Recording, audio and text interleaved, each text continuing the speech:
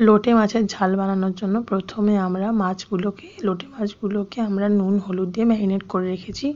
তারপর কড়াই গরম হয়ে যাওয়ার পরে আমরা কড়াইয়ে সর্ষের তেল দিয়েছি। সর্ষের তেল দেওয়ার পরে পেঁয়াজ টমেটো নুন দিয়ে আমরা হালকা করে ব্রাউন করে পেঁয়াজগুলোকে ভেজে নিয়েছি। তারপর আদা বাটা রসুন বাটা আর শুকনো লঙ্কার গুঁড়ো হলুদ গুঁড়ো নুন দিয়ে ভালো করে মশলাগুলোকে কষিয়ে নিয়েছি।